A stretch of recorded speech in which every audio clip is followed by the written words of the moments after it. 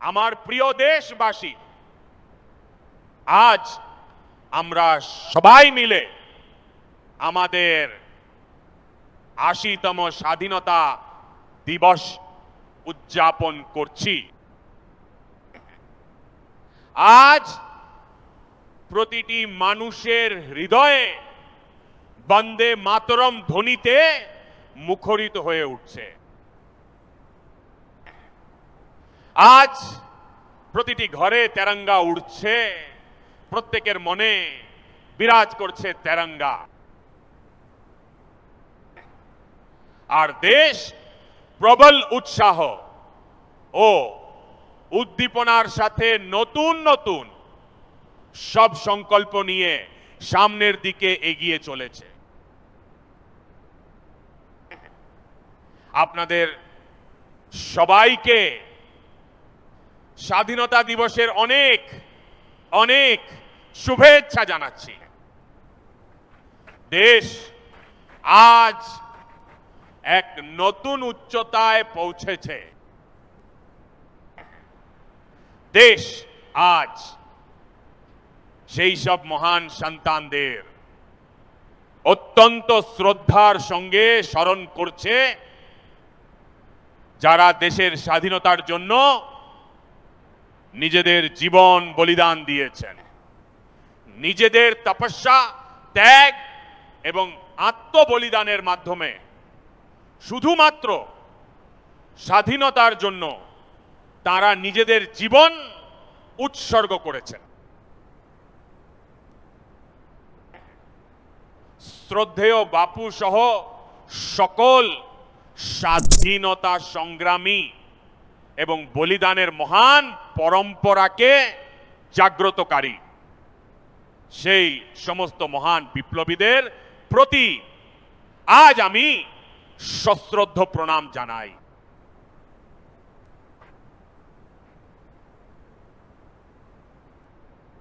আজ এই সমারোহে যারা উপস্থিত রয়েছেন তাদের প্রত্যেকের কাছেই আজকের এই দিনটি এক ঐতিহাসিক মুহূর্ত।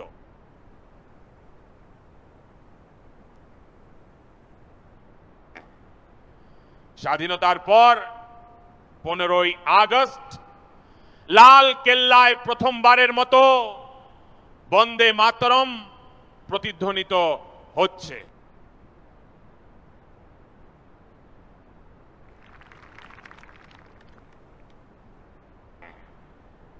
আজ যখন আমরা দেশবাসী বন্দে মাতরমের 150 বছর উদযাপন করছি, তখন এর চেয়ে বড় সুযোগ আর কি হতে পারে।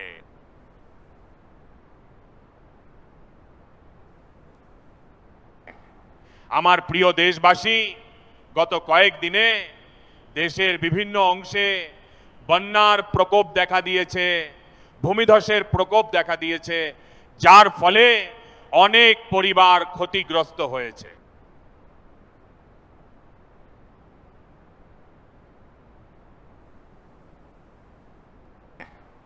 তাদের সেই দুঃখ দুর্দশা আমরা অনুভব করতে পারছি। আমি সেই সমস্ত দুর্গত পরিবারগুলোকে এই আশ্বাস দিচ্ছি যে আজ গোটা দেশ তাদের পাশে রয়েছে। আমার প্রিয় দেশবাসী, কোন দেশ তখনই মহান হয়ে ওঠে যখন সে নিজের সাফল্য অর্জন করে, যখন সে তার স্বপ্ন, সংকল্প এবং নিজের সামর্থ্যের জোরে সামনের দিকে এগিয়ে যায়। আমার দেশবাসী, এখন আর ছোট স্বপ্ন নিয়ে কাজ চলবে না।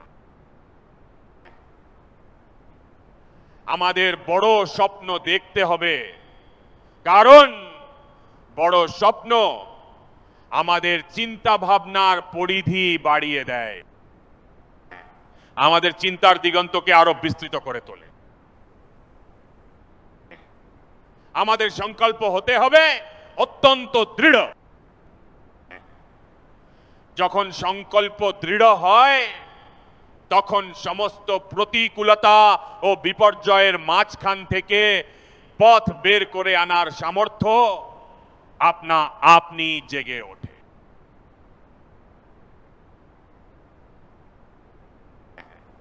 আর আমার প্রিয় দেশবাসী, আমাদের সংকল্প অনেক উঁচু হওয়া উচিত, কারণ স্বপ্ন যখন বড় হয় এবং সংকল্প যখন উঁচু হয় তখন আমাদের প্রচেষ্টার পাশাপাশি আমাদের সামর্থ্যের উচ্চতাও বহুগুণ বৃদ্ধি পায়।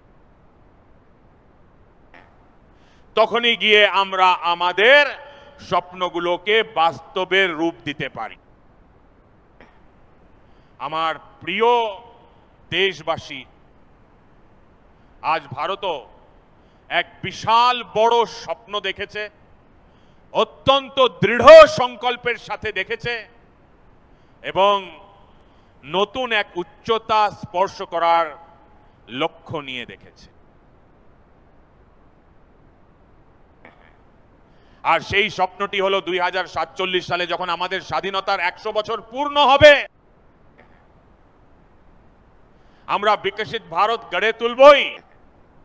140 কোটি দেশবাসীর পুরুষার্থের মাধ্যমেই আমাদের এই লক্ষ্য ভেদ করতে হবে।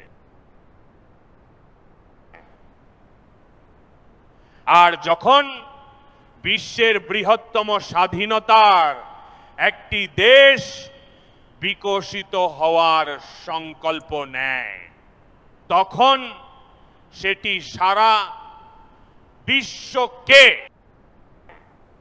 আমাদের দিকে তাদের দৃষ্টিভঙ্গি বদলে দিতে বাধ্য করে। দেশবাসী, আমি এটা এমনি এমনি বলছি না। দেশের কোটি কোটি নাগরিক, তারা দলিত হন, পীড়িত হন, বঞ্চিত হন, আদিবাসী হন, গ্রামের বাসিন্দা হন, কিংবা শহরের বাসিন্দা হন, মধ্যবিত্ত হন, তরুণ বা প্রবীণ হন, নারী বা পুরুষ হন, কিংবা উত্তর, দক্ষিণ, পূর্ব বা পশ্চিমের হন, বিগত 12 বছরে প্রত্যেক নাগরিক একটি দৃঢ় সংকল্প এবং নিষ্ঠার সাথে দেশকে উন্নতির শিখরে পৌঁছানোর লক্ষ্যে সর্বপ্রকার চেষ্টা চালিয়ে গেছেন। আমি তাদের এই প্রচেষ্টাকে সশ্রদ্ধ চিত্তে স্বীকার করি। আর ঠিক এরই ফলস্বরূপ এত অল্প সময়ের মধ্যে 25 কোটি দেশবাসী দারিদ্র্যকে জয় করে দারিদ্র্য থেকে বেরিয়ে আসতে পেরেছেন।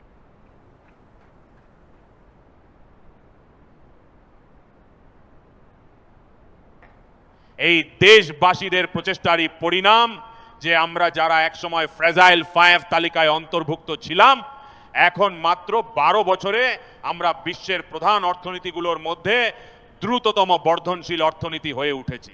বন্ধুগণ, দেশ স্বাধীন হয়েছিল,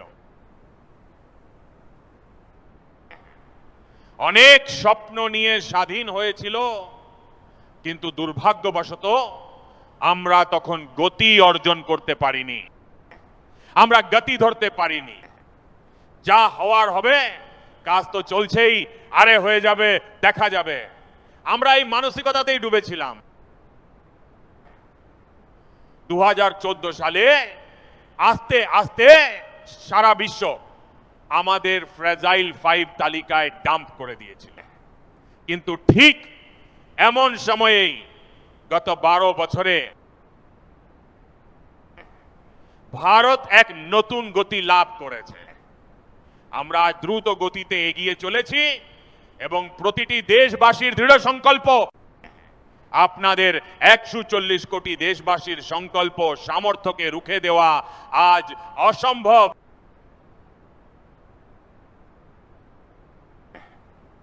আমার প্রিয় দেশবাসী, বিগত 12 বছরে প্রতিরক্ষা উৎপাদন প্রায় 4 গুণ বৃদ্ধি পেয়েছে, খাদি ও গ্রামোদ্যোগের উৎপাদন বেড়েছে প্রায় 5 গুণ, ইলেকট্রনিক ম্যানুফ্যাকচারিং বেড়েছে প্রায় 7 গুণ, আধুনিক রেলওয়ে কোচের নির্মাণ আজ 21 গুণ বৃদ্ধি পেয়েছে।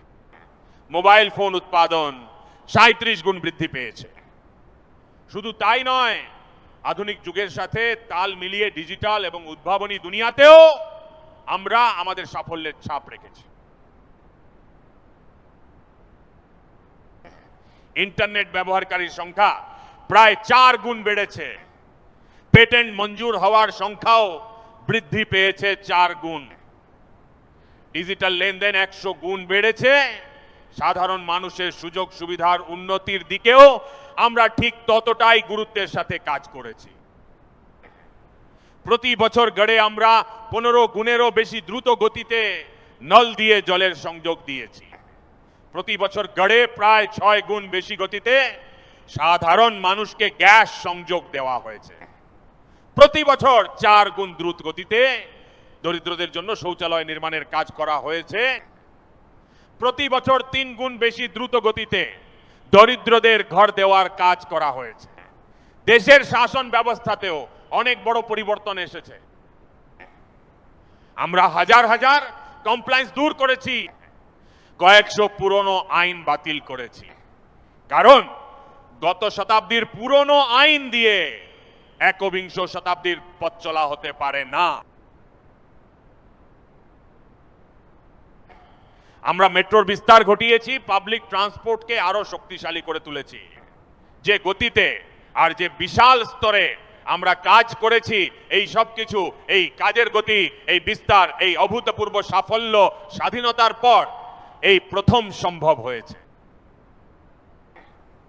গত 1 দশকে আমরা এই চিত্রটি প্রথমবার দেখেছি, যখন এত সাফল্য আমাদের সামনে রয়েছে, যখন এত দ্রুত গতি লক্ষ্য করা যাচ্ছে, প্রতিটি মুহূর্তে দেশবাসীর সামর্থ্য প্রকাশ পাচ্ছে।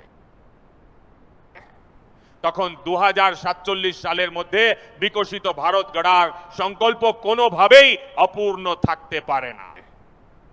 এই সমস্ত তথ্য ও পরিসংখ্যানই বলে দিচ্ছে যে আমরা এক উজ্জ্বল ভবিষ্যতের পথে এগিয়ে চলেছি।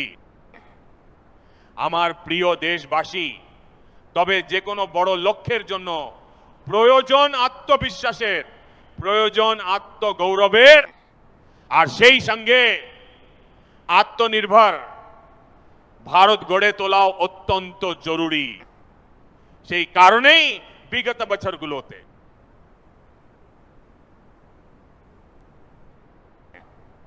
আমাদের এই দৃঢ় বিশ্বাস যে ভারতকে এখন আর অন্য কোনো দেশের ওপর নির্ভর করে বেঁচে থাকলে চলবে না। আমাদের আত্মনির্ভর হতে হবে। দুনিয়ায় সবকিছু পাওয়া যায়, সস্তায় পাওয়া যায়, দ্রুত পাওয়া যেতে পারে, কিন্তু তার মাধ্যমে আমাদের নিজস্ব সামর্থ্য তৈরি হয় না।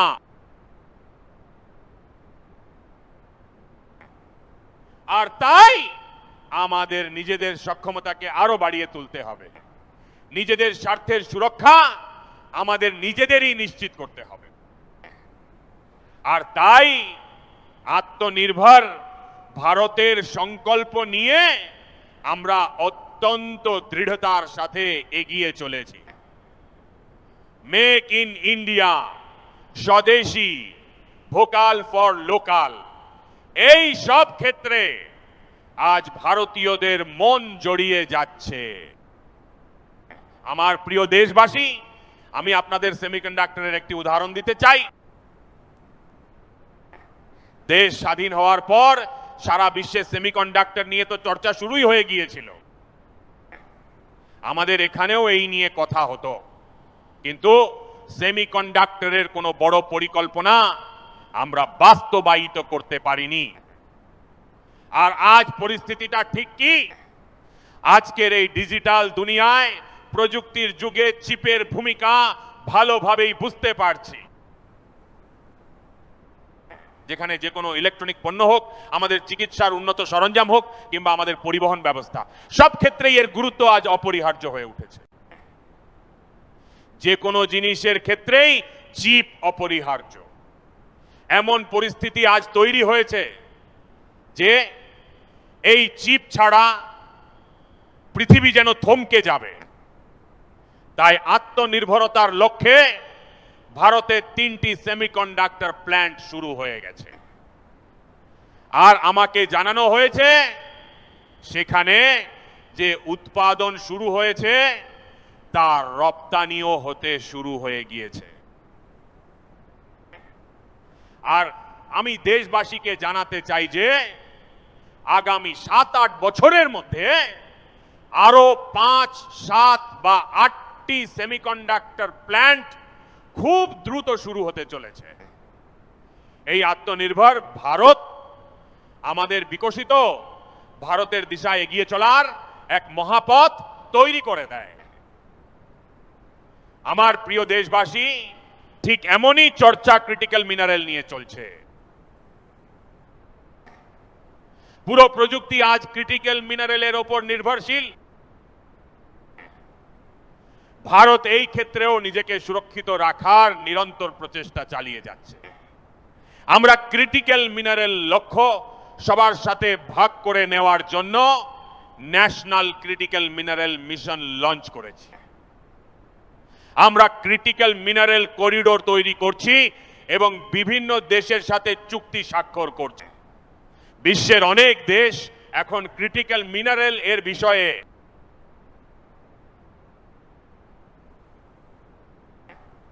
ভারতের ওপর ভরসা করতে শুরু করেছে। আমার প্রিয় দেশবাসী, যেমন সেমিকন্ডাক্টরের কথা হোক বা ক্রিটিক্যাল মিনারেলের কথা, ঠিক তেমনই আজ আমরা এবং সারা পৃথিবী যে প্রযুক্তির পথে এগিয়ে চলেছি তাতে শক্তির গুরুত্ব দিন দিন বেড়ে চলেছে। শক্তি ছাড়া এই নতুন বিশ্বকে পরিচালনা করা বেশ কঠিন। আর সেই কারণেই চিপ হোক, এআই হোক কিংবা ডেটা সেন্টার হোক, আমাদের সব ক্ষেত্রেই এখন প্রচুর পরিমাণে বিদ্যুৎ শক্তির প্রয়োজন হবে। এনার্জি সিকিউরিটি আমাদের বর্তমান সময়ের দাবি। আর সেই কারণেই আমরা ইতিমধ্যেই সেই লক্ষ্যে একটার পর একটা বলিষ্ঠ পদক্ষেপ নিয়েছি। এনার্জি সিকিউরিটির একটি বড় মাধ্যম পারমাণবিক শক্তি, নিউক্লিয়ার এনার্জি। আমরা পার্লামেন্টে শান্তি অ্যাক্ট পাস করে একটি নতুন লক্ষ্যের দিকে এগিয়ে যাওয়ার পথ সুনিশ্চিত করেছি। 2040 সালের মধ্যে আমরা 100 গিগাওয়াট নিউক্লিয়ার পাওয়ার উৎপাদনের লক্ষ্য নিয়ে এগিয়ে চলেছি। এই এক দশকের মধ্যেই আমরা 5টি নতুন নিউক্লিয়ার রিঅ্যাক্টর চালু করার লক্ষ্য নিয়ে এগিয়ে চলেছি।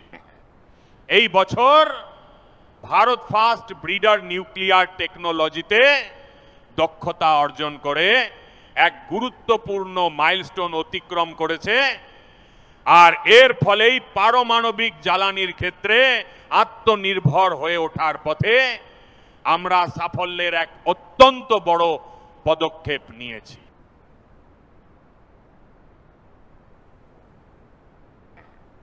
আমার প্রিয় দেশবাসী, অনেক সময় সম্পদের অভাবের কারণে দেশের অগ্রগতি থমকে যায় না, কিন্তু চিন্তা ভাবনার সীমাবদ্ধতা বাধার কারণ হয়ে দাঁড়ায়। চিন্তাধারা যখন গণ্ডিবদ্ধ হয়ে যায়, যখন তা সীমাবদ্ধতার জালে আটকে কলুষিত হতে শুরু করে, তখন আমরা নিজেদের সামর্থ্যকে চিনতে পারি না। দেশকে আজ কাঁচা তেলের জন্য অন্যের উপর নির্ভর করতে হচ্ছে। আর এটা হয়েছে আমাদের ভুল চিন্তা ভাবনার কারণে। আপনারা জানলে অবাক হবেন যে ভুল চিন্তাধারার কারণে আমরা আমাদের উপকূল রেখার 99% অংশকেই নো গো এরিয়া ঘোষণা করে রেখেছিলাম। এমনকি আমরা নিজেরাই সমুদ্রের গভীরে গিয়ে খনিজ সম্পদের এক্সপ্লোরেশন না করার সিদ্ধান্ত নিয়ে ফেলেছিলাম। এটি ছিল চিন্তা ভাবনার দৈন্য। আমরা সিদ্ধান্ত নিলাম এটা আর চলতে দেওয়া যায় না। আমাদের যে 99% উপকূলীয় অঞ্চল আগে নো গো এরিয়া হিসেবে পরিচিত ছিল, আমরা সেগুলোকে এখন গো অ্যাহেড এরিয়া হিসেবে উন্মুক্ত করে দিয়েছি। আর এখন আমরা সমুদ্রের তলদেশেও এক্সপ্লোরেশন করার পাশাপাশি নতুন নতুন ভান্ডার খোঁজার লক্ষ্যে এগিয়ে চলেছি। আমরা প্রতিনিয়ত সেই প্রচেষ্টাই চালিয়ে যাচ্ছি। গত বছর আমরা সেই লক্ষ্যেই এক গুরুত্বপূর্ণ পদক্ষেপ গ্রহণ করে সমুদ্র মন্থনের ঘোষণা করেছিলাম এবং গত কয়েকদিনে আমরা এই কাজের জন্য 25,000 কোটি টাকা বরাদ্দ করে কাজটিকে আরো ত্বরান্বিত করার সিদ্ধান্ত নিয়ে ফেলেছি। আমার প্রিয় দেশবাসী, এনার্জি সিকিউরিটি প্রসঙ্গে আমি এটাই বলতে চাই যে আমাদের এখন শক্তির বিকল্প উৎসের দিকেও পূর্ণ শক্তি দেওয়া অত্যন্ত জরুরি। আর সেই কারণেই শক্তির সঠিক ব্যবহার বাড়িয়ে ভারত আজ এই লক্ষ্য অর্জনে দ্রুত গতিতে কাজ করে চলেছে। 2014 সালের আগে, অর্থাৎ আজ থেকে 12 বছর আগে আমাদের দেশে মাত্র 70টি শহরে পাইপলাইনের মাধ্যমে গ্যাসের ব্যবস্থা ছিল, পাইপে গ্যাস ডিস্ট্রিবিউশন হতো। এই 70টি শহরের সংখ্যাকে বাড়িয়ে আমরা 700টি শহরে পৌঁছে দিয়েছি। একেই বলে গতি, একেই বলে বিস্তার। 2014 সালের আগে টেনে টুনে মাত্র 20-22 লক্ষ বাড়িতে পাইপলাইনের মাধ্যমে গ্যাস পৌঁছতো। আজ 1.25 কোটি বাড়িতে পাইপলাইনের মাধ্যমে গ্যাস পৌঁছে দেওয়ার কাজ চলছে।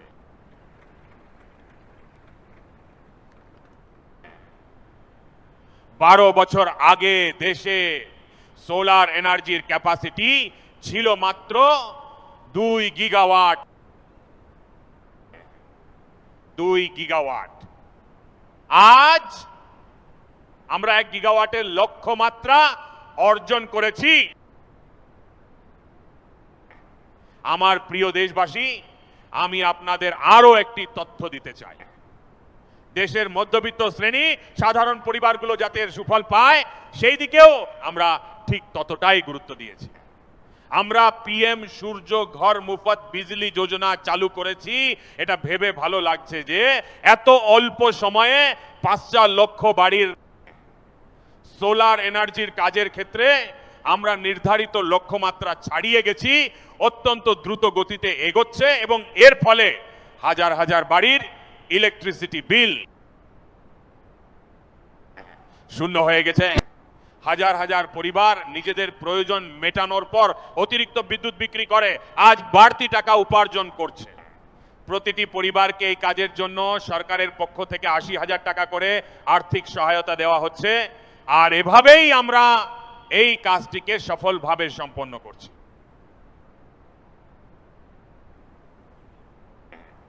আমার প্রিয় দেশবাসী, আপনারা শুনলে অবাক হবেন যে আমাদের দেশে রেলের ইলেকট্রিফিকেশনের কাজ শুরু হয়েছিল 1925 সালে।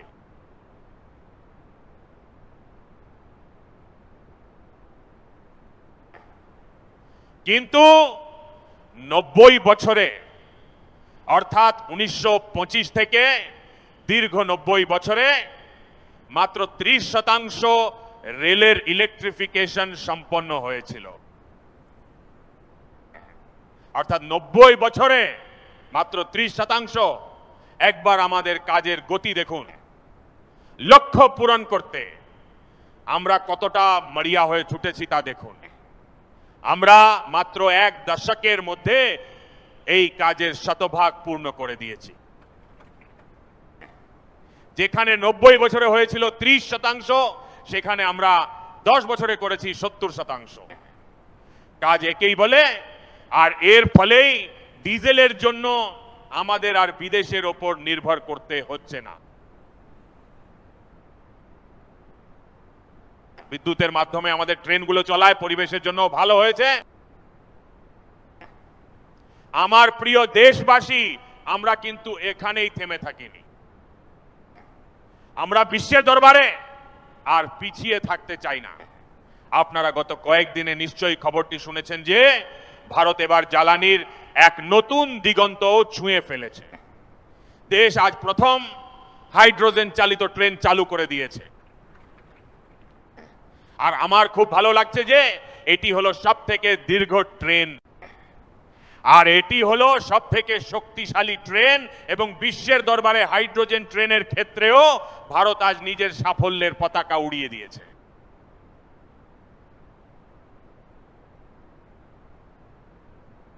দেশবাসী গত 10-12 বছর ধরে আমরা অনবরত 2047 সালের লক্ষ্য অর্জনের জন্য অবিরাম ছুটে চলেছি এবং একের পর এক মাইলস্টোন অতিক্রম করে চলেছি। আমরা কখনো ভাবতেও পারিনি যে আমাদের এই যাত্রাতেও বেশ কিছু বিপত্তির মুখে পড়তে হবে। গত 10-12 বছরে আমাদের বহু কঠিন সংকটের মোকাবিলা করতে হয়েছে।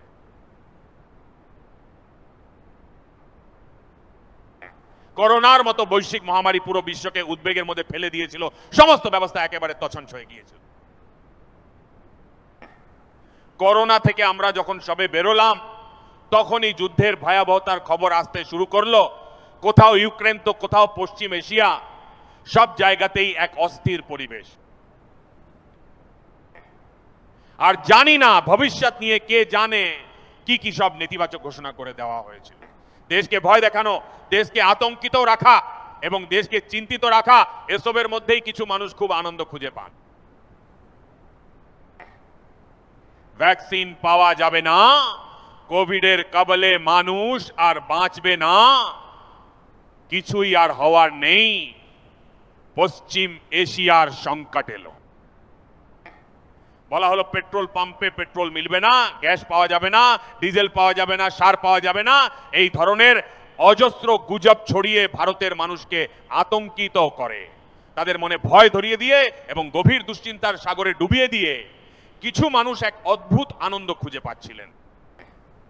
তবে দেশ আজ দেখতে পাচ্ছে যে গত 10-12 বছরের সুচিন্তিত পরিকল্পনাগুলো এখন সাফল্যের মুখ দেখছে এবং আমরা এই বিশাল সংকটের মাঝেও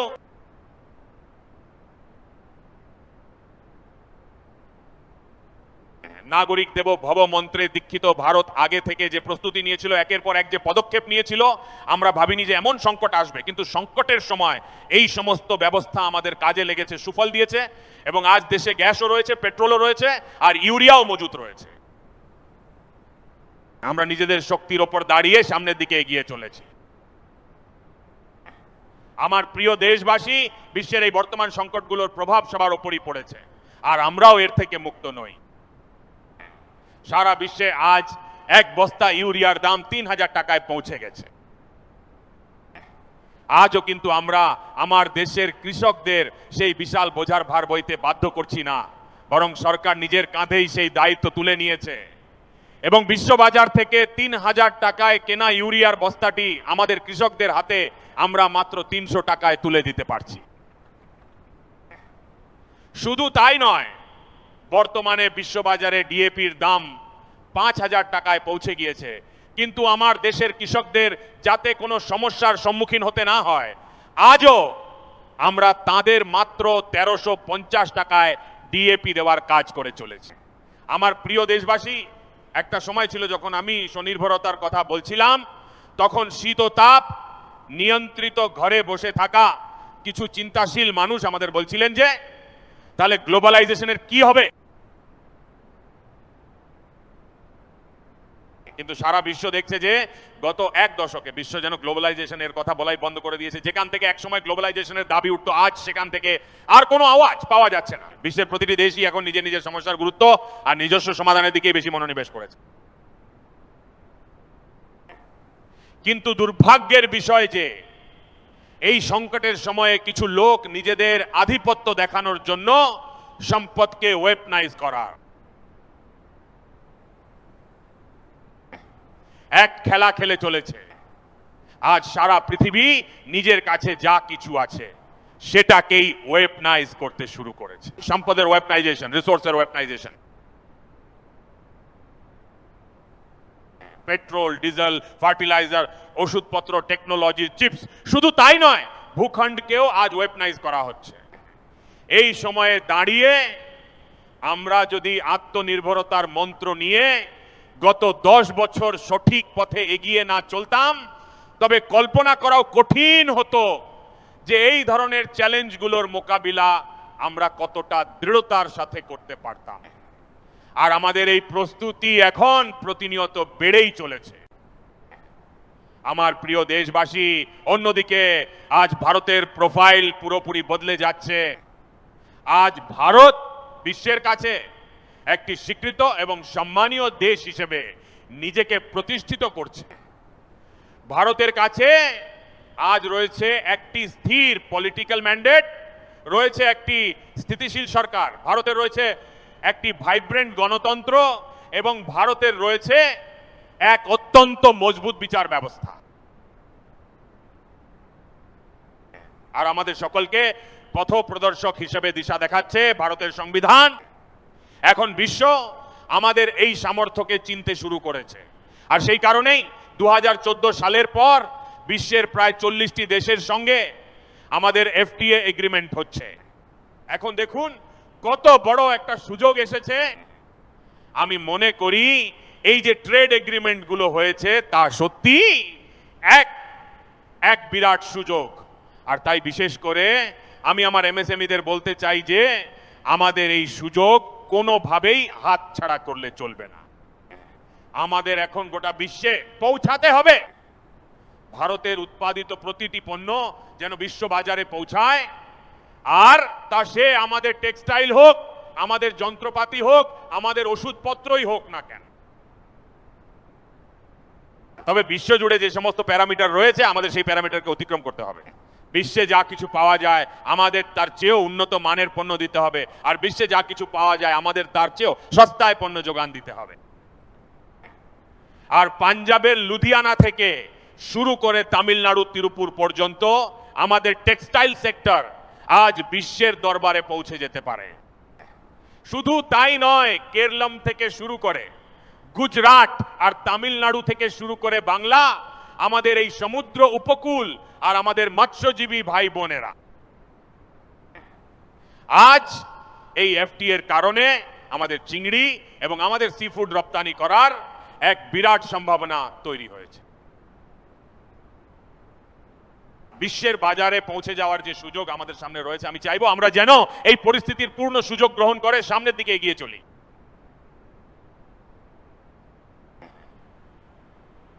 আমার প্রিয় দেশবাসী, আমি আপনাদের সামনে যে রূপরেখা তুলে ধরেছি তার পেছনে 2047 সালের লক্ষ্য এই মজবুত ভিত্তির ওপর দাঁড়িয়ে আছে। 2047 সালের মধ্যে বিকশিত ভারতের যে লক্ষ্য তা আসলে গত 10-12 বছরে দেশবাসী যে সামর্থ্য দেখিয়েছে সেই অদম্য সামর্থ্যেরই একটি অবিচ্ছেদ্য অংশ। শতাব্দীর এক চতুর্থাংশ সময় ইতিমধ্যেই অতিক্রান্ত হয়েছে, আর পরবর্তী এক চতুর্থাংশ সময় আমাদের জন্য অত্যন্ত গুরুত্বপূর্ণ। এখন আর আমাদের থেমে থাকলে চলবে না, আমাদের গতিও এখন আর থেমে থাকবে না। আমাদের দিশা ইতিমধ্যেই স্থির হয়ে গেছে, আমাদের সাফল্য অর্জন করতেই হবে এবং তার জন্য আমাদের কাজের ধরনকেও বদলে ফেলতে হবে। আমাদের ওয়ার্ক কালচার পরিবর্তনের সাথে সাথে আমাদের চিন্তাধারাকেও বদলাতে হবে, সেই সঙ্গে আমাদের কাজের গতিকেও আরো ত্বরান্বিত করতে হবে। গত 5-7 দশকে যে কাজগুলো সম্পন্ন হয়নি, আমাদের আগামী 5-7 বছরের মধ্যে সেই কাজগুলোই করে দেখাতে হবে। আর আমার পূর্ণ আস্থা আছে আমার দেশের যুবশক্তির ওপর, দেশের তরুণদের ওপর, আমার দেশের মা ও বোনেদের ওপর, আমার দেশের কৃষকদের ওপর, আমার দেশের শ্রমিকদের ওপর, যে আমরা সকলে মিলে এই স্বপ্নকে সফল করতে পারি। আর সেই কারণেই আমাদের রিফর্মের গতিকেও আরো ত্বরান্বিত করতে হবে। আর আমি যখন রিফর্মের কথা বলছি তখন মনে রাখবেন, রিফর্ম আমাদের কাছে কেবল কোনো কম্পালশন নয়, এমনকি রিফর্ম আমাদের জন্য কোনো সমস্যাও নয়। আমাদের জন্য রিফর্ম একটি দৃঢ় বিশ্বাস।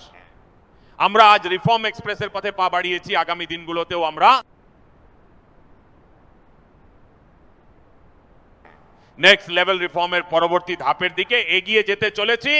আর তাই সরকার, সমাজ, শিল্প জগৎ, উৎপাদক এবং কৃষক প্রত্যেককেই নিজেদের প্রথাগত ব্যবস্থায় রিফর্ম আনতে হবে, আমাদের চিন্তাধারায় রিফর্ম আনতে হবে আমাদের লক্ষ্যগুলোতেও।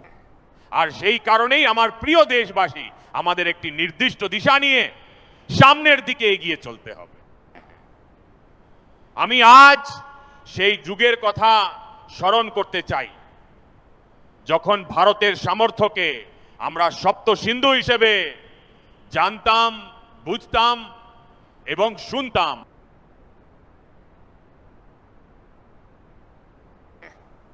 এখন বিকশিত ভারত গড়ার লক্ষ্যে আমাদের এক নতুন ধারার প্রয়োজন। আজ লাল কেল্লার প্রাকার থেকে আমি দেশের সামনে শক্তির সপ্ত ধারার আবাহন করছি। আগামী 5-7 বছরের মধ্যে গত 5-7 দশকে যা সম্পন্ন হয়নি তা আমরা এই সপ্ত ধারার সামর্থ্য ও শক্তি দিয়ে করে দেখাবো। আমরা দেশকে এক নতুন উচ্চতা, নতুন গতি প্রদান করব, নতুন সব লক্ষ্য পূরণের প্রয়োজনীয় সামর্থ্য দেব। আর এর পাশাপাশি দেশ গঠনে দেশের যুবশক্তির সামর্থ্যকেও পুরোদমে কাজে লাগানো হবে, তাদের শক্তিকে সম্মিলিত করা হবে।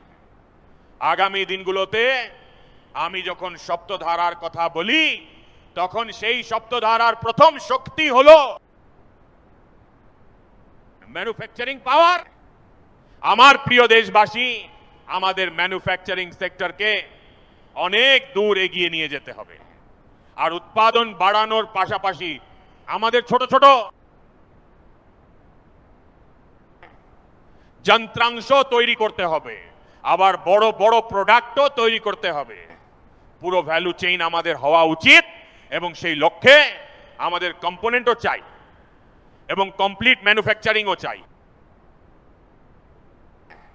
ডিজাইন থেকে শুরু করে ম্যানুফ্যাকচারিং পর্যন্ত ভারতকে গ্লোবাল সাপ্লাই চেইনের একটি নির্ভরযোগ্য কেন্দ্র হয়ে উঠতে হবে।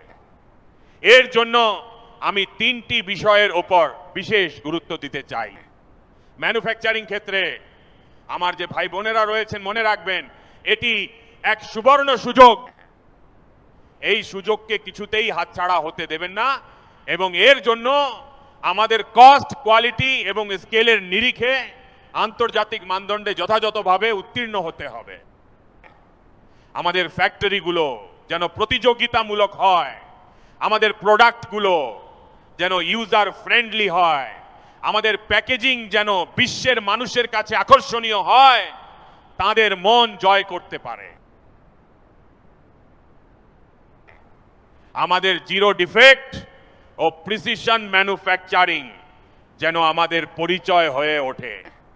আমি প্রত্যেক ম্যানুফ্যাকচারার, প্রত্যেক এন্টারপ্রেনার, প্রত্যেক এমএসএমইর কাছে বলতে চাই যে বিশ্ব বাজারে আমাদের পরিচয় যেন বিশ্বাসযোগ্যতা এবং গুণমানের ভিত্তিতে গড়ে ওঠে। কোয়ালিটির প্রশ্নে কোনো আপোষ করা চলবে না। আর সেই কারণেই আমাদের মন্ত্র হতে হবে কোয়ালিটি, কোয়ালিটি এবং কোয়ালিটি। এটাই আমাদের গ্লোবাল ব্র্যান্ড ভ্যালু হয়ে উঠবে। আমার প্রিয় দেশবাসী, এই সপ্তধারার দ্বিতীয় শক্তি হলো কৃষি এবং ফুড প্রোডাকশন।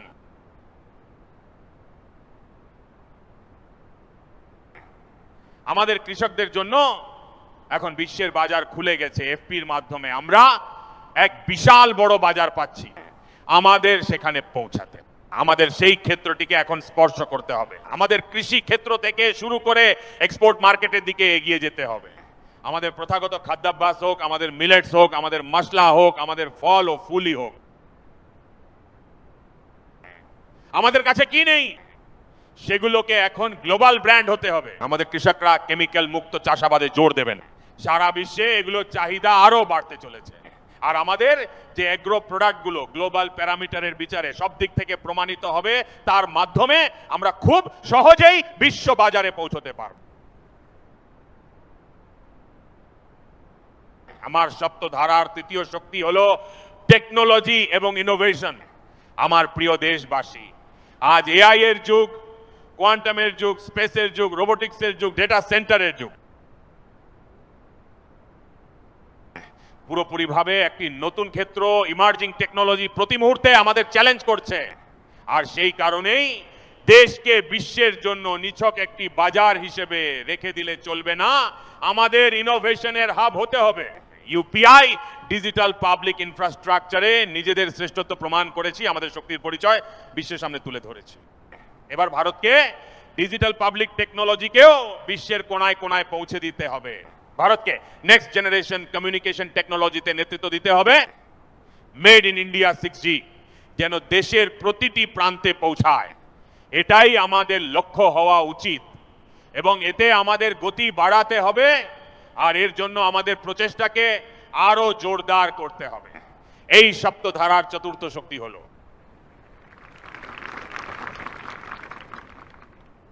গতিশক্তি। এই গতিশক্তির মাধ্যমে দেশের অভ্যন্তরে সিমলেস ফাস্ট কানেক্টিভিটির ওপর আমাদের বিশেষ জোর দিতে হবে। শহরগুলোকে আমাদের হাই স্পিড রেলের মাধ্যমে যুক্ত করতে হবে। আধুনিক হাইওয়ে প্রয়োজন, ইনল্যান্ড ওয়াটারওয়েজ চাই, এয়ারপোর্ট চাই, মাল্টিমডাল লজিস্টিকের সুব্যবস্থা চাই। আমাদের বন্দরগুলোকে শুধুমাত্র পণ্য ওঠানামার জায়গা হিসেবে দেখলে চলবে না, শুধু বিশ্বের জাহাজগুলো এসে সেখানে নোঙর করবে এটুকুই যথেষ্ট নয়। আমাদের বন্দরগুলোকে নিয়ে পোর্ট লেড ডেভেলপমেন্ট গ্রোথের অভিমুখে আমাদের এগিয়ে যেতে হবে। আমাদের সপ্তধারার পঞ্চম শক্তি হলো রক্ষা শক্তি, আর প্রতিরক্ষা শক্তির গুরুত্ব সব দিক থেকেই অপরিসীম। আমার প্রিয় দেশবাসী, ডিফেন্সের ক্ষেত্রে স্বনির্ভর হওয়া যে কতটা জরুরি ভারত এখন তা অনুভব করেছে, গোটা বিশ্বও তা অনুভব করেছে। বিশ্ব যখন কেবল নিজের কথাই ভাবছে, তখন ভারত বিশ্বের জন্য স্রেফ একটা বাজার হয়ে পড়ে থাকতে পারে না। আমাদের ডিফেন্সের ক্ষেত্রে স্বনির্ভর হতেই হবে। Next generation defence technology develop করে আমাদের গ্লোবাল সাপ্লায়ার হওয়ার লক্ষ্যে এগিয়ে যেতে হবে। আমাদের ড্রোন কাউন্টার ড্রোন সিস্টেম বিকশিত করতে হবে এবং হাইপারসোনিক ডিফেন্স টেকনোলজিতে আমাদের নেতৃত্ব দিতে হবে। এর পাশাপাশি রয়েছে সাইবার সুরক্ষা, যা আজ প্রতিটি পরিবারের কাছে এক বড় সমস্যা হয়ে দাঁড়িয়েছে। সেটিও প্রতিরক্ষার একটি ক্ষেত্র যেখানে আমাদের যুব সমাজের যে সামর্থ্য রয়েছে, সেই সামর্থ্যকে আমরা দেশ ও বিশ্বের কল্যাণে কাজে লাগাতে পারি। আমাদের সপ্তধারার ষষ্ঠ শক্তি হলো গ্রিন ইকোনমি, ব্লু ইকোনমি, যা গ্রিন জব কর্মসংস্থানেরও জন্ম দেয়। আমাদের green hydrogen, renewable energy, energy storage, green mobility, green manufacturing এর ক্ষেত্রে আমাদের বৈশ্বিক স্তরে সাফল্য অর্জন করতেই হবে। বিশ্ব যখন গ্লোবাল ওয়ার্মিং নিয়ে ক্রমাগত আলোচনা করে চলেছে, তখন আমরা ক্রমাগত এর সমাধানের পথ খুঁজে চলেছি এবং ভারত একটি গ্রিন মুভমেন্টের বিশাল সামর্থ্য নিয়ে এগিয়ে চলেছে। ভারতের কাছে ব্লু ইকোনমির ক্ষেত্রেও এক অত্যন্ত বড় সুযোগ রয়েছে। আমাদের সমুদ্রতট অনেক দীর্ঘ, বিশাল। ব্লু ইকোনমির ক্ষেত্রে এখানে অনেক বড় সুযোগ রয়েছে। Fisheries, coastal tourism, ocean technology, এমন অনেক ক্ষেত্র রয়েছে যেগুলোতে আমরা এগিয়ে যেতে পারি। আমার প্রিয় দেশবাসী, ভারত যখন সপ্তধারার কথা বলে এগিয়ে চলেছে, তখন আমাদের সপ্তম ধারাটি হলো, এবং বিশ্বের কাছেও এর নিজস্ব একটি গুরুত্ব রয়েছে, আর তা হলো ভারতের সফট পাওয়ার। এটি ভারতের সফট পাওয়ারের শক্তি।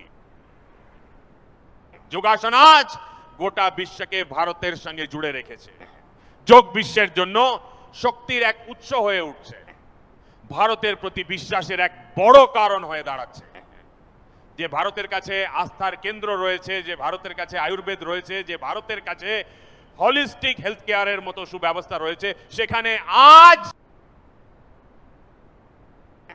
হিল ইন ইন্ডিয়া মুভমেন্ট শুরু হয়েছে। আমরা আমাদের সামর্থ্যকে বিশ্বের দরবারে পৌঁছে দিতে পারি, তা সে হস্তশিল্প হোক, সংস্কৃতি হোক, আমাদের চলচ্চিত্র হোক, আমাদের ক্রিয়েটিভ ওয়ার্ল্ড হোক, ভিএফএক্স হোক, আমাদের অ্যানিমেশন হোক, গেমিং হোক, কিংবা ডিজিটাল কন্টেন্ট হোক। ক্রিয়েটিভ ওয়ার্ল্ডের ক্ষেত্রে ভারত নিজের দাপট দেখাতে পারে। আমাদের একে বৈশ্বিক সামর্থ্য হিসেবে গড়ে তুলতে হবে। আজ ভারত ওয়েব সামিটকে একটি উল্লেখযোগ্য গতি দিয়েছে। সারা বিশ্ব আজ ধীরে ধীরে ভারতের ওয়ার্ল্ড অডিও ভিজুয়াল এন্টারটেইনমেন্ট সামিটের দিকে তাকিয়ে আছে, এবং এটি ভারতের সফট পাওয়ার ও ভারতের ক্রিয়েটিভ দুনিয়ার সাথে সারা বিশ্বকে পরিচিত করাবে। আমার প্রিয় দেশবাসী, ভারতের কাছে রয়েছে বিশাল বনজ সম্পদ। আমাদের কাছে 100টিরও বেশি ন্যাশনাল পার্ক রয়েছে। এর ক্ষমতা প্রচুর, কিন্তু বিদেশি পর্যটকদের আকৃষ্ট করতে আমরা কিছুটা পিছিয়ে রয়েছি। আমাদের সফট পাওয়ারের মাধ্যমে বিশ্বের পর্যটকদের ভারতের প্রতি আকর্ষিত করার এক বড় সুযোগ আমাদের এই সামর্থ্য রয়েছে। আমাদের বিশ্বকে দেখাতে হবে আমরা এই কাজটি খুব সহজেই করতে পারি, এবং যত দ্রুত সম্ভব এই পর্যটকদের কাছে পৌঁছাবো। আজ বিশ্বে খেলাধুলাও হলো ভারতের প্রতি আকর্ষণের এক বিশাল কেন্দ্র। তাই বিশ্বের বড় স্পোর্টস ইভেন্ট কেন ভারতেই হবে না? কন্টেন্ট ইকোনমি আজ ব্যাপক হারে বৃদ্ধি পাচ্ছে, যা দেশের যুব সমাজের কাছে এক বড় আকর্ষণ।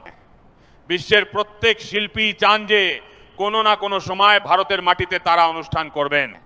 এটি একটি অত্যন্ত বড় সুযোগ। একে মোবিলাইজ করার জন্য আমাদের উপযুক্ত ব্যবস্থা গড়ে তুলতে হবে।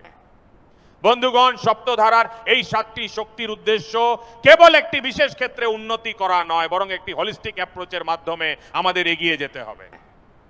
দেশ যে লক্ষ্য নিয়ে আজ এগিয়ে চলেছে, যে অ্যাম্বিশন নিয়ে আমরা চলছি, সেই স্কেলকে অতিক্রম করার লক্ষ্যেই আমাদের নিরন্তর কাজ করে যেতে হবে। আমার প্রিয় দেশবাসী, কিছু কথা আমি বলেছি, কিন্তু আমি এর থেকেও এগিয়ে ভাবি। আমি যখন দেশকে জাগ্রত করতে চাই, তখন আমি দেশের শক্তিকেও জাগ্রত করতে চাই। দেশ বলতে কেবল সরকার বোঝায় না, দেশ মানে দেশের প্রত্যেক নাগরিক এতে যুক্ত। আমরা কি এটা ভাবতে পারি না? আমরা ফরচুন 500 এর কথা তো অনেক শুনি। আগামী এক দশকে এই ফরচুন 500 তালিকার মধ্যে 50টি কোম্পানি ভারতের কেন হবে না?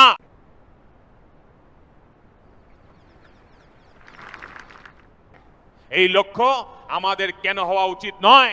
আমাদের ব্যাংকিং সেক্টর আজ ফুলে ফেপে উঠছে, তাই বিশ্বের শীর্ষ ব্যাংকগুলোর তালিকায় ভারতের ব্যাংকের বিজয় পতাকাও কেন উড়বে না?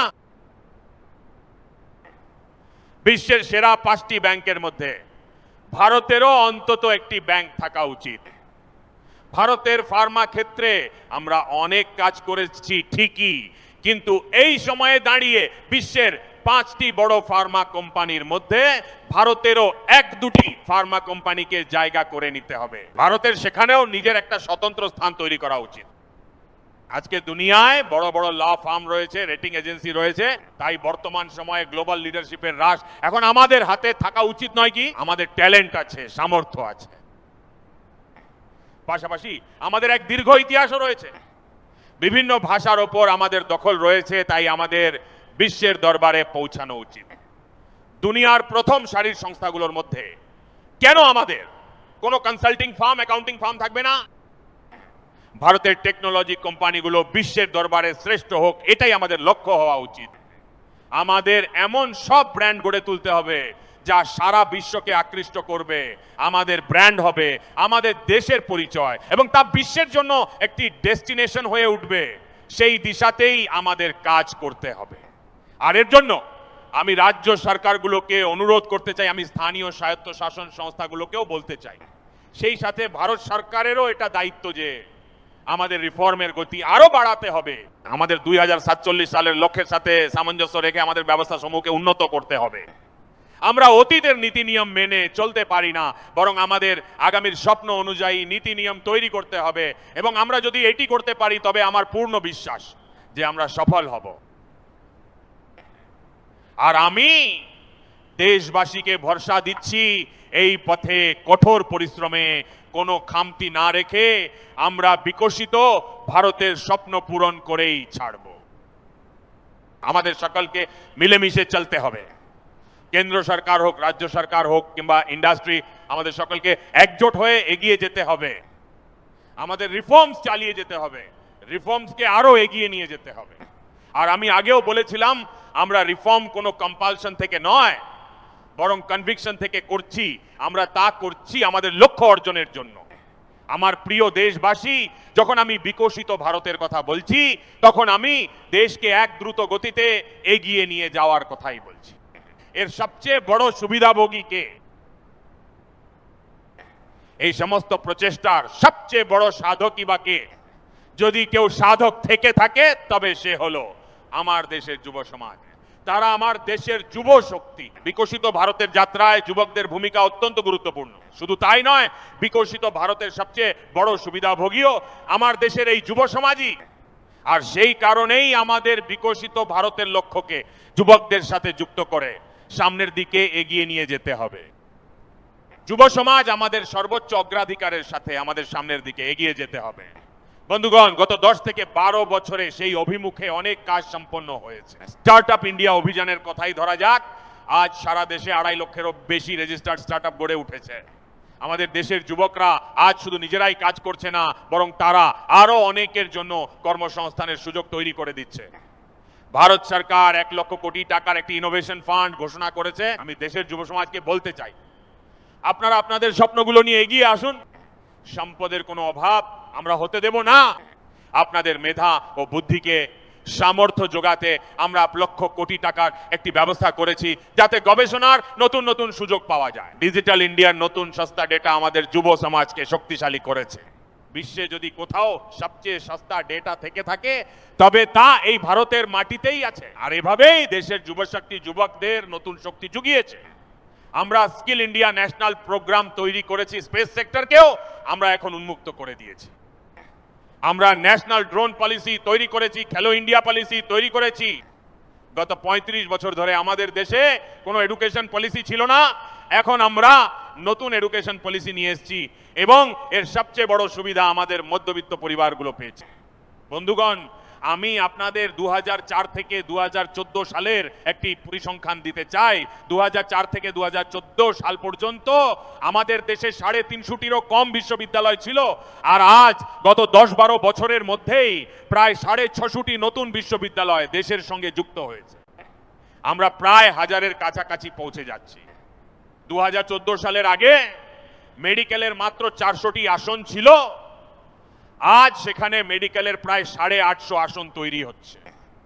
শুধু তাই নয়, এখন বিদেশি বিশ্ববিদ্যালয়গুলো ভারতের মাটিতে পা রাখছে। ভারতের মাটিতেই যাতে বিদেশি বিশ্ববিদ্যালয়ের ডিগ্রি আমার যুবকেরা পায়, তার ব্যবস্থাও করা হয়ে গেছে। আমাদের দেশের যুবকরা যাতে ছোটবেলা থেকেই প্রযুক্তির প্রতি আকৃষ্ট হয়, সেই লক্ষ্যেই আমরা কাজ করছি। আর সেই কারণেই আমরা প্রায় 10,000-এরও বেশি অটল টিঙ্কারিং ল্যাব আমরা ছোট ছোট শিশুদের হাতে তুলে দিয়েছি, যাতে উদ্ভাবন এবং প্রযুক্তির প্রতি তাদের আগ্রহ বাড়ে। গত 10 থেকে 12 বছরে যুবকদের জন্য আমরা অনেক নতুন পথ খুলে দিয়েছি। আপনারা নিশ্চয়ই দেখেছেন যে আমরা স্টার্টআপের দরজা খুলে দিয়েছি। ভারতের প্রাইভেট স্টার্টআপের ক্ষেত্রে মাত্র 28 বছর গড় বয়সের এক ঝাঁক যুবক প্রথম প্রচেষ্টাতেই নিজেদের স্যাটেলাইট এবং রকেট লঞ্চ করে দেখিয়েছে। বন্ধুগণ, তারা সত্যিই এক অভাবনীয় কাজ করে দেখিয়েছে। আজ প্রায় 2.5 লক্ষেরও বেশি রেজিস্টার্ড স্টার্টআপ রয়েছে। বিগত দিনে আমরা এআই ইম্প্যাক্ট সামিটের আয়োজন করেছিলাম। এআই এর প্রসার অত্যন্ত দ্রুত গতিতে বাড়ছে। লাল কেল্লা থেকে আমি দেশের যুব সমাজের জন্য একটি ঘোষণা করতে চাই। আমরা সিদ্ধান্ত নিয়েছি যে আগামী 1 বছরের মধ্যে 1 কোটি তরুণ তরুণীকে এআই স্কিলের প্রশিক্ষণ দেওয়ার কাজ আমরা সম্পন্ন করব, যাতে আমাদের দেশের যুব সমাজের এআই এর জগতেও নেতৃত্ব দেওয়ার সামর্থ্য তৈরি হয়। বন্ধুগণ, বায়ো ইকোনমি এখন একটি নতুন ক্ষেত্র। 2014 সালের আগে একটা সময় ছিল যখন বায়ো ইকোনমিতে মাত্র 60,000 কোটি টাকার কাজ হতো। আমার দেশের যুবকেরা আপনারা কি অসাধ্য সাধন করেছেন তা একবার দেখুন। যখন নীতি সঠিক হয়, লক্ষ্য যখন স্পষ্ট থাকে, তখন আমার দেশের তরুণরা বায়ো ইকোনমিতে ঠিক কেমন করে ঘুরে দাঁড়াতে পারে তা আজ দৃশ্যমান। দেশের যুবশক্তি নিজেদের সামর্থ্য প্রমাণ করেছে। 2014 সালের আগে যেখানে বায়ো ইকোনমির ব্যবসা ছিল মাত্র 60,000 কোটি টাকার, আজ সেই ব্যবসা 20 লক্ষ কোটি টাকায় পৌঁছে গেছে। বন্ধুগণ,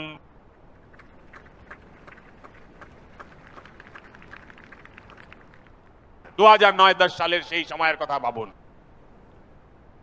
যখন আমাদের দেশে মাত্র 25 লক্ষ ইলেকট্রিক ভেহিকেল বিক্রি হয়েছিল। 2009 থেকে 2010 সালে 1.5 লক্ষ, মাত্র 1.5 লক্ষ ইলেকট্রিক ভেহিকেল বিক্রি হয়েছিল। 1.5 লক্ষ ইলেকট্রিক ভেহিকেল, সেখানে এই 25 থেকে 26 সালে 25 লক্ষ ইলেকট্রিক ভেহিকেল বিক্রি হয়েছে। আমার প্রিয় দেশবাসী, এভিয়েশন সেক্টরও আমাদের তরুণ প্রজন্মের জন্য খুব দ্রুত গতিতে এগিয়ে চলেছে। নতুন বিমানবন্দর, নতুন রুট, কর্মসংস্থানের নতুন সুযোগ তৈরি করছে। মেইনটেনেন্স ও ওভারহোলিং এর কারণেও আজ দেশে বিপুল পরিমাণে স্কিলড ম্যান পাওয়ার কাজ পাচ্ছে। মেড ইন ইন্ডিয়া বিমান তৈরির দিশায় আমরা সাফল্য অর্জন করেছি। Made in India defence transport aircraft C295 ইতিমধ্যেই তার প্রথম উড়ান সম্পন্ন করেছে, সফলভাবে আকাশে উড়েছে। এটি আমাদের দেশের যুব সমাজের জন্য এক বিশাল গর্বের বিষয়। বন্ধুগণ, ড্রোনের ব্যবহারও আজ দেশ জুড়ে বড় ধরনের পরিবর্তন নিয়ে এসেছে। গ্রামাঞ্চলে ড্রোন ব্যবহারের মাধ্যমে আজ স্বামিত্ব যোজনা দারুণভাবে সফল হচ্ছে। প্রায় 3.25 কোটি পরিবার ইতিমধ্যেই এই স্বামিত্ব যোজনার সুফল ভোগ করতে পারছেন। আর এর ফলে 140 লক্ষ কোটি টাকার মতো সম্পদ আনলক হয়েছে, যার মাধ্যমে ব্যাংক থেকে লোন পাওয়া সম্ভব হচ্ছে, মানুষ নিজের ব্যবসা শুরু করতে পারছেন। আমার প্রিয় দেশবাসী, আমাদের মধ্যবিত্ত পরিবারগুলোর সামনে এখন এক বড় বোঝা তৈরি হয়েছে, আর তা হলো কোচিং ক্লাসের প্রতিযোগিতা। প্রত্যেক বাবা মায়েরই এখন মনে হচ্ছে যে কোচিং ক্লাসে সন্তানকে না পাঠালে হয়তো সম্মান থাকবে না। এই দরিদ্র ও মধ্যবিত্ত পরিবারগুলোর কথা চিন্তা করেই আমরা পদক্ষেপ নিচ্ছি, যাতে তাদের হাজার হাজার কোটি টাকার খরচও সাশ্রয় হয়। সন্তানরাও যাতে নিজেদের আশেপাশেই থাকতে পারে, তাদের ঠিকমতো দেখভাল করা যায়, পরিবারের ওপর যেন কোনো আর্থিক বোঝা না চাপে, সেই লক্ষ্যেই আমরা যুব সমাজের জন্য বিভিন্ন প্রতিযোগিতামূলক পরীক্ষার বিনামূল্যে অনলাইন কোচিং দেওয়ার সিদ্ধান্ত নিয়েছি। ডিজিটাল পাবলিক ইনফ্রাস্ট্রাকচার রয়েছে, আমাদের কাছে অত্যন্ত মেধাবী শিক্ষক ও ট্যালেন্ট রয়েছে। এই সমস্ত সম্পদকে কাজে লাগিয়ে আমরা দেশের তরুণদের জন্য বিনামূল্যে কোচিং দেওয়ার একটা সম্পূর্ণ নেটওয়ার্ক গড়ে তুলতে চলেছে। আমার প্রিয় দেশবাসী, আমি সবসময় বলে আসছি, যারা খেলাধুলা করবে তারা অ্যাক্টিভ থাকবে। যখন আমি যারা খেলবে তারাই প্রস্ফুটিত হবে এই কথাটি বলছি, তখন বলি আমার প্রিয় দেশবাসী, আজ ভারত ক্রীড়া জগতে নিজের এক বিশেষ পরিচিতি তৈরি করে নিচ্ছে। এখন খেলার পোডিয়ামে ভারতের জাতীয় সঙ্গীত শোনা যায়, ভারতের রাজগান ধ্বনিত হয় এবং ভারতের তেরঙ্গা পতাকা সগৌরবে উড়তে দেখা যায়। এই লক্ষ্য পূরণে টোপস যোজনা এক বিশাল সফলতা অর্জন করেছে। খেলো India games, university games, winter games, beach games, sports infrastructure, sports এর জন্য কোচিং, স্পোর্টস মেডিসিন, স্পোর্টস এর জন্য নিউট্রিশন, এই সমস্ত বিষয়ে ভারত এখন পারদর্শিতা অর্জনের দিকে এগিয়ে চলেছে। যুব সমাজের জন্য এটি এক সম্পূর্ণ নতুন ক্ষেত্র। কেউ যদি খেলোয়াড় নাও হতে পারে, তাহলেও এর সাপোর্ট সিস্টেমে আজ এক বিশাল বড় ক্ষেত্র উন্মোচিত হচ্ছে। আর এভাবেই ক্রীড়া বিশ্বে ভারতের প্রদর্শন ক্রমাগত উন্নত, এবং আমরা 2036 সালে অলিম্পিকের শক্তিশালী দাবিদার হয়ে ওঠার লক্ষ্যে নিরন্তর এগিয়ে চলেছি। আর 2030 সালে ভারত কমনওয়েলথ গেমস হোস্ট করতে যাচ্ছে। আর আমার বন্ধুগণ, অলিম্পিক গেমসে প্রায় 40 ধরনের খেলা অন্তর্ভুক্ত থাকে এবং প্রায় 350 বা 350টির মতো ভিন্ন ভিন্ন প্রতিযোগিতা থাকে এই অলিম্পিকে। আর এটা জেনে আপনাদের দুঃখ হবে আমার দেশবাসী, আমার তরুণ বন্ধুরা, আমি আপনাদের কাছে এই চ্যালেঞ্জ রাখছি এবং আহ্বান জানাচ্ছি, আমি আপনাদের সাহায্য চাইছি। অলিম্পিকের প্রায় 350টি ইভেন্টের মধ্যে ভারত 2/3 খেলাতেই অংশ নিতে পারে না। সেখানে আমাদের কোনো অস্তিত্বই থাকে না, আমরা কোয়ালিফাই পর্যন্ত করতে পারি না। আমরা স্থির করেছি যে 2036 সালে যে অলিম্পিক আয়োজিত হবে, আমরা চাই তা ভারতেই হোক, কিন্তু 2036 সালে যেসব খেলায় আজ ভারত অংশগ্রহণ করে না, যেসব ইভেন্টে ভারত কোয়ালিফাই করতে পারে না, যে সমস্ত ইভেন্ট এতদিন ভারত ছেড়ে রেখেছে, সেই 3/4 ক্ষেত্র আজ আমাদের অপেক্ষায়। ভারত এখন সেই ক্ষেত্রগুলোর উপর জোর দেবে। আর এর জন্য আমরা ট্যালেন্ট হান্টের একটি অভিযানও শুরু করতে চাই।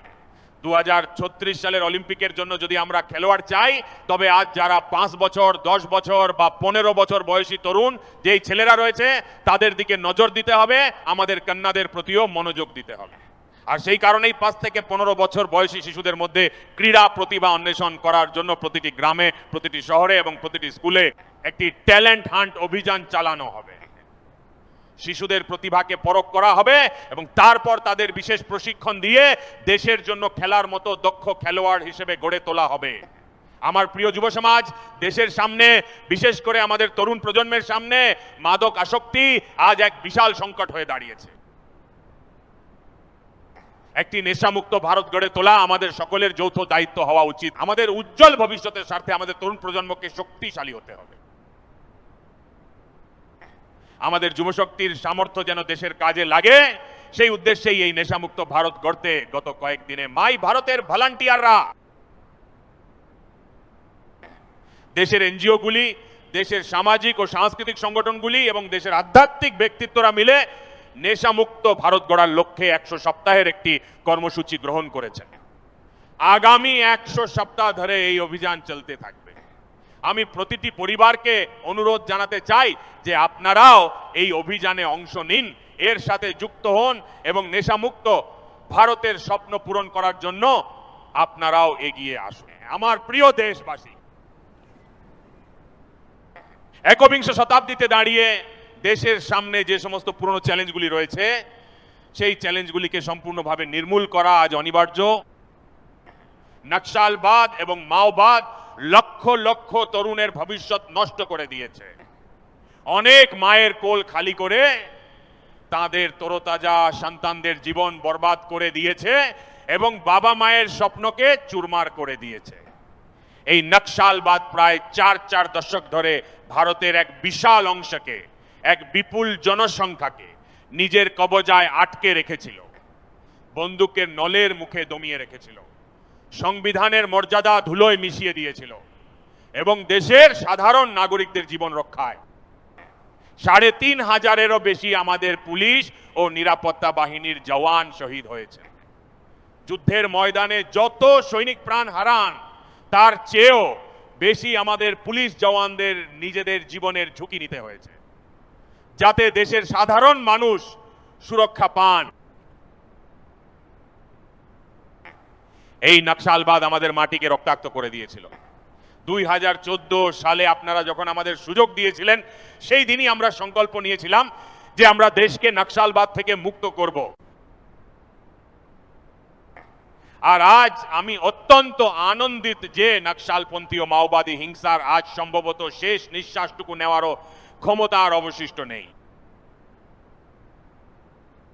একে পুরোপুরি নির্মূল করার লক্ষ্যে আমরা আজ এমন এক জায়গায় পৌঁছেছি যেখানে এক সময় নকশালবাদীদের গুলিবর্ষণ চলতো, যেখানে প্রতিনিয়ত আমাদের ধরিত্রী রক্তরঞ্জিত হয়ে থাকতো। আজ সেই সমস্ত নকশাল প্রভাবিত অঞ্চল, ওই এলাকাগুলিতে নকশাল মুক্ত হওয়ার কারণে আজ উন্নয়ন, বিশ্বাস এবং প্রচেষ্টার তেরঙা সগৌরবে উঠছে। আমার প্রিয় দেশবাসী, তবে এই চ্যালেঞ্জকে কোনোভাবেই খাটো করে দেখা উচিত নয়। এই চ্যালেঞ্জ মোকাবিলায় আমাদের আরো বেশি সতর্ক থাকার প্রয়োজন রয়েছে। বহু বছর ধরে মাওবাদী চিন্তাধারার কিছু মানুষ দেশের ক্ষমতার অলিন্দে বসেছিলেন, এমনকি সরকারি কমিটিগুলোতে তারা উপদেষ্টার ভূমিকাও পালন করেছেন। এই মাওবাদী চিন্তাধারায় দীর্ঘকাল ধরে আমাদের বিভিন্ন নীতি নির্ধারণকে প্রভাবিত করেছিল। আমার প্রিয় দেশবাসী, জঙ্গলে সশস্ত্র নকশালদের নির্মূল করতে দেশকে সেই ভয়াবহ সংকট থেকে পুরোপুরি মুক্ত করতে আজ আমরা সফল হয়েছি। কিন্তু সশস্ত্র নকশালরা তো বিদায় নিয়েছে, তবে এই বুদ্ধিজীবী নকশালরা এখনো সুযোগের সন্ধানে রয়েছে। তারা আজ হিংসা ও অরাজকতার পথ খুঁজছে, সমাজকে ভুল পথে টেনে নিয়ে যাওয়ার জন্য নানা ধরনের কৌশল ও চক্রান্ত করে চলেছে। আমাদের এই বুদ্ধিজীবী নকশালদের আইসোলেট করতে হবে এবং দেশকে বিকশিত রাষ্ট্রে পরিণত করার মূল ধারার অভিমুখে এগিয়ে নিয়ে যেতে হবে। আমার প্রিয় দেশবাসী, সুরক্ষিত ভারত গড়ে তোলা আমাদের সকলের দায়িত্ব। চ্যালেঞ্জ সীমান্তের ভেতরে হোক কিংবা সীমান্তের ওপারে, ভারত যে কোনো পরিস্থিতির মোকাবিলা করার জন্য সর্বদা প্রস্তুত। আজ যুদ্ধের ধরন বদলে যাচ্ছে। এখন যে যুদ্ধ শুধুমাত্র সীমান্তেই হবে তার আর কোনো গ্যারান্টি নেই। দেশের ভেতরে কোনো রিফাইনারি কিংবা ব্যাংকিং সেক্টরকে নিশানা করা হচ্ছে। শুধু তাই নয়, ডেটা সেন্টারে আক্রমণ চালিয়ে এক প্রকার যুদ্ধের নতুন রূপ নেওয়া হচ্ছে, যেখানে পরিকাঠামো ধ্বংস করা হচ্ছে, কলকারখানাগুলো গুড়িয়ে দেওয়া হচ্ছে। আমরা বিগত বছরগুলিতে মিশন সুদর্শন চক্রের ঘোষণা করেছিলাম। বর্তমানে অত্যন্ত দ্রুত গতিতে সেই কাজ এগিয়ে চলছে। আজ আমাদের ডিফেন্স এক্সপোর্ট প্রায় 50 গুণ বৃদ্ধি পেয়েছে।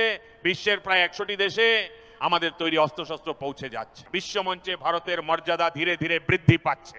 এই পরিবর্তনশীল সময়ে আমাদের অস্ত্রশস্ত্র নির্মাণের ক্ষেত্রে আরো নিবিড়ভাবে কাজ করতে হবে। কিন্তু এর পাশাপাশি দেশের নাগরিকদেরও প্রস্তুত করতে হবে। গত শতাব্দীর যুদ্ধের প্রেক্ষাপটে আমাদের দেশে যে সিভিল ডিফেন্স ব্যবস্থাগুলি গড়ে তোলা হয়েছে, সেগুলোর আধুনিকীকরণ আজ অত্যন্ত জরুরি। সেই কারণেই আজ লালকেল্লা থেকে আমি ঘোষণা করছি যে আমরা আগামী দিনগুলিতে সিভিল ডিফেন্সের একটি প্রাণবন্ত নেটওয়ার্ক গড়ে তুলব। আমরা তাদের আধুনিক ব্যবস্থাগুলির সাথে পরিচিত করাবো। আধুনিক সংকট থেকে নাগরিকদের রক্ষা করার জন্য কি ধরনের ব্যবস্থা নেওয়া যেতে পারে তার উপর জোর দেওয়া হবে। সিভিল ডিফেন্সের এমন একটি বিশাল ভলান্টিয়ারি ফোর্স আমরা তৈরি করতে চলেছি, যা আধুনিক বিশ্বের সমস্ত চ্যালেঞ্জ মোকাবিলা করতে সক্ষম হবে। আমার প্রিয় দেশবাসী, আজ দেশ নির্মাণে আমাদের মা বোন ও কন্যাদের অবদান আমাদের সবার জন্য অত্যন্ত গর্বের, যা আজ আমাদের কাছে এক বিশেষ অনুপ্রেরণার কারণ হয়ে দাঁড়িয়েছে। ফাইটার জেট হোক বা সিভিল এভিয়েশন, আমাদের কন্যারা আজ সব ক্ষেত্রেই এগিয়ে। ক্রীড়া ক্ষেত্রেও আমাদের কন্যারা এগিয়ে, এমনকি বিজ্ঞান ও প্রযুক্তিবিদ্যায় ভর্তির প্রক্রিয়ার ক্ষেত্রেও সব থেকে বেশি আমাদের কন্যাদেরই অগ্রগতি দেখা যাচ্ছে। আজ সেনাতেও এনডিএ থেকে যে কন্যারা উত্তীর্ণ হয়েছে, তারা অত্যন্ত গর্ব ও দাপটের সঙ্গে দেশের সেনাবাহিনীকে নেতৃত্ব দেওয়ার সামর্থ্য দেখাতে শুরু করেছে। সানন্দে একটি সেমিকন্ডাক্টর প্ল্যান্টে গিয়েছিলাম, দেখলাম যে আদিবাসী কন্যারা, দেশের বিভিন্ন প্রান্ত থেকে আসা আমাদের কন্যারা কাঁধে কাঁধ মিলিয়ে দক্ষতার সাথে কাজ করছে। তারা এমন গ্রাম থেকে এসছে যেখানে পাসপোর্ট কি জিনিস তা কেউ জানত না। সেই কন্যারা বিদেশে গিয়েছে, সেখান থেকে ট্রেনিং নিয়ে এসছে, আজ তারা চিপ তৈরির কাজ করছে।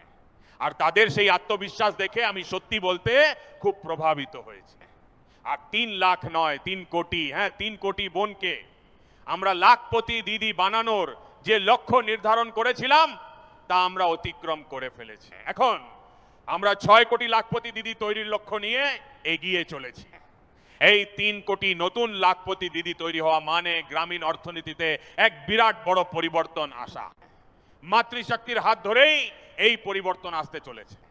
আমার প্রিয় দেশবাসী, আজ পঞ্চায়েতে, পৌরসভায়, পুর নিগমে এক বিশাল সংখ্যক নারী জনপ্রতিনিধি হিসেবে দেশের পথপ্রদর্শক হয়ে কাজ করছেন। তারা অত্যন্ত দক্ষভাবে নেতৃত্ব দিচ্ছেন। আর এই বিষয়টি মাথায় রেখেই আমরা সংসদে women empowerment restriction act pass করেছিলাম।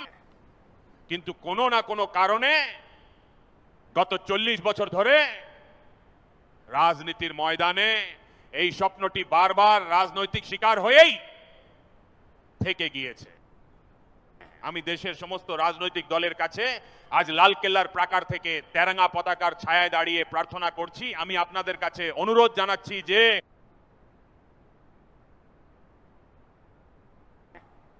আসুন সেই নারীদের সামর্থ্যের পূজারী হয়ে উঠুন, তাদের সম্মানে এগিয়ে আসুন। আসুন আমরা সবাই মিলে চেষ্টা করি যাতে আমাদের মায়েদের ও বোনেদের খুব শীঘ্রই বিধানসভা এবং লোকসভায় 33% প্রতিনিধিত্ব সুনিশ্চিত হয়, যাতে তারা ভারতের নীতি নির্ধারণের ক্ষেত্রে নিজেদের অবদান রাখতে পারেন। এটাই সময়ের দাবি। আর আমি সমস্ত রাজনৈতিক দলের কাছে আবারও অনুরোধ জানাচ্ছি, আসুন মহিলা সংরক্ষণ চালু করে নারীর সম্মানে আপনারাও অংশীদার হন, আপনারাও এর কৃতিত্ব নিন, কিন্তু দয়া করে আমার মা বোনেদের তাদের ন্যায্য অধিকারটুকু দিন। আমার প্রিয় দেশবাসী, বিকশিত ভারতের সংকল্প তখনই বাস্তবায়িত হবে যখন উন্নয়নের সুফল সমাজের প্রান্তিক মানুষের কাছে পৌঁছাবে। 2014 সালের আগে দেশের মাত্র 25 কোটি মানুষের কাছে সোশ্যাল সিকিউরিটি কভার ছিল। মাত্র 25 কোটির কাছে গত 5-7 দশকে যেখানে এই সংখ্যাটা মাত্র 25 কোটি ছিল, সেখানে আমরা এক দশকের মধ্যেই 100 কোটি দেশবাসীকে সোশ্যাল সিকিউরিটি প্রদান করেছি। আয়ুষ্মান ভারত যোজনার মাধ্যমে 70 বছরের বেশি বয়স্কদের জন্য আজ 5 লক্ষ টাকা পর্যন্ত বিনামূল্যে ওষুধের ব্যবস্থা করা হচ্ছে। এর ফলে কোটি কোটি পরিবার আজ উপকৃত হচ্ছে। আর এই আয়ুষ্মান কার্ডের কারণে প্রায় 2 লক্ষ কোটি টাকা যা ওষুধ আর অপারেশনের পেছনে খরচ হওয়ার কথা ছিল, তা আজ আমার পরিবারগুলোর সন্তানদের বেঁচে গিয়েছে। সেই দরিদ্র আর মধ্যবিত্ত পরিবারগুলো আজ অনেক বড় সাশ্রয় করতে পেরেছে। আমার প্রিয় দেশবাসী, আজ আমাকে একটি বিশেষ কাজের জন্য আপনাদের সাহায্য চাই। আমি আপনাদের সবার কাছে একটা সাহায্য চাইছি।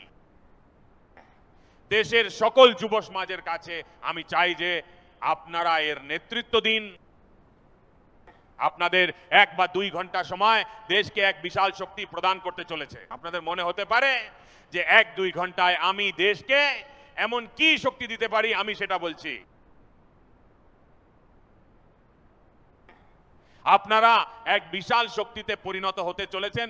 সেই কারণেই প্রতিটি ঘরে ঘরে এমন পরিবেশ তৈরি হওয়া প্রয়োজন। সারা দেশে জনগণনার কাজ চলছে, সেন্সাসের কাজ চলছে।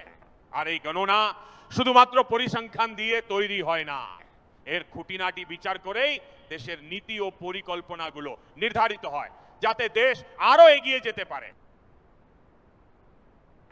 আর তাই সঠিক তথ্য থাকা অত্যন্ত জরুরি। কখনো কখনো সরকারের পক্ষ থেকে যে প্রতিনিধিরা আসেন তারা এত তাড়াহুড়ো করেন যে কখনো একটি বানান লেখেন, আবার কখনো অন্য কিছু লিখে ফেলেন। আর এর ফলে শেষ পর্যন্ত সঠিক ফলাফল পেতে আমাদের নানা সমস্যার সম্মুখীন হতে হয়। এখন যখন টেকনোলজি রয়েছে, তখন এবার আমরা সিদ্ধান্ত নিয়েছি যে আপনারা নিজেরাও জনগণনার কাজে আপনাদের তথ্য নিজেদের মোবাইল ফোন থেকে পূরণ করে জমা দিতে পারবেন। পরবর্তীকালে কোনো সরকারি বাবু আসবেন, আপনাদের সাথে আলোচনা করবেন, কিন্তু আপনারা পরিবারের সবাই মিলে একসঙ্গে বসে আপনারা যদি ডিজিটাল পদ্ধতিতে নিজেদের নাম নথিভুক্ত করেন, যাতে প্রতিটি খুঁটিনাটি বিষয় এমনকি বানানেও কোনো ভুল না থাকে বা তথ্যের ক্ষেত্রে কোনো ত্রুটি না ঘটে, আপনারা যত নির্ভুল তথ্য দেবেন দেশকে এগিয়ে নিয়ে যাওয়ার ক্ষেত্রে তা এক বিশাল সহায়ক হবে। আর সেই কারণেই আমি দেশের যুব সমাজকে বলছি যে আপনারা নিজেদের পরিবারের সদস্যদের সাথে বসে পুরো ফর্মটি ভালো করে বুঝে নিন। প্রয়োজনে প্রথমে একটি কাগজে ফর্মটি পূরণ করে দেখে নিন, যদি কোনো ভুল থাকে তবে তা সংশোধন করে নিন এবং তারপর টেকনোলজিক্যালি সেটা ডিজিটালি আপলোড করে দিন। আপনারা দেখবেন দেশ কত বড় একটা কাজ করে ফেলবে আর দেশের সময় ও শক্তি সঠিক কাজে ব্যবহার হবে। তাই আমার দেশের যুব সমাজের কাছে আমার অনুরোধ, আপনারা জনগণনার এই কাজে সক্রিয়ভাবে যুক্ত হন। আমার প্রিয় দেশবাসী, আমি লালকেল্লা থেকে যে পঞ্চপ্রাণের কথা বলেছিলাম, সেই পঞ্চপ্রাণ দেশকে নিজের আত্মগৌরবের পথে এগিয়ে নিয়ে যাওয়ার এবং লক্ষ্য পূরণের সামর্থ্য নিয়ে এগিয়ে চলার শক্তি জুগিয়েছে। এক বিশাল শক্তি জুগিয়েছে। আমাদের পরাধীনতার মানসিকতা প্রতি মুহূর্তে মুছে ফেলতে হবে। যে ভারতের স্বপ্ন, নেতাজি সুভাষচন্দ্র বসু দেখেছিলেন, বাবা সাহেব আম্বেদকর দেখেছিলেন, পণ্ডিত নেহরু দেখেছিলেন, সর্দার প্যাটেল, ভগৎ সিং, সুখদেব, রাজগুরু দেখেছিলেন, ডক্টর শ্যামাপ্রসাদ মুখোপাধ্যায় দেখেছিলেন, ভগবান বিরসা মুন্ডা দেখেছিলেন, জ্যোতিবা ফুলে দেখেছিলেন। তাদের সবার থেকে প্রেরণা নিয়ে আমরা এগিয়ে চলেছি। আসুন এই সংকল্প আমরা আবারও নতুন করে গ্রহণ করি। নিজের ঊর্ধ্বে যেন দেশের স্বার্থ থাকে, নিজের ঊর্ধ্বে যেন দেশের স্বার্থ থাকে এবং আমাদের কর্তব্যই যেন হয় আমাদের পরিচয়। আমি সমস্ত দেশবাসীকে বলবো, সময় এখন আমাদের। আমি প্রত্যেক দেশবাসীকে বলবো, সময় আমাদের, সুযোগ আমাদের এবং সংকল্প আমাদের। আসুন আমরা স্বপ্নকে সংকল্পে পরিণত করি, সংকল্পকে সামর্থ্যে রূপান্তরিত করি এবং সেই সামর্থ্যকে সফলতায় বদলে দিই। আসুন আমাদের প্রতিটি পদক্ষেপকে উন্নয়নের পদক্ষেপে পরিণত করি। কাঁধে কাঁধ মিলিয়ে এগিয়ে চলি, হৃদয়ে হৃদয়ে মেলবন্ধন ঘটাই, লক্ষ্যে অবিচল থাকি। একটি প্রদীপ থেকে জ্বলুক হাজারো প্রদীপ। আসুন আমরা সবাই মিলে এক বিকশিত ভারত গড়ে তুলি। এই একই ভাবনা নিয়ে এই শুভ উৎসবে আপনাদের সকলকে জানাই অনেক অনেক শুভেচ্ছা এবং অনুরোধ করছি আমার সাথে সমস্বরে বলুন, ভারত মাতা কি, ভারত মাতা কি জয়, ভারত মাতা কি জয়।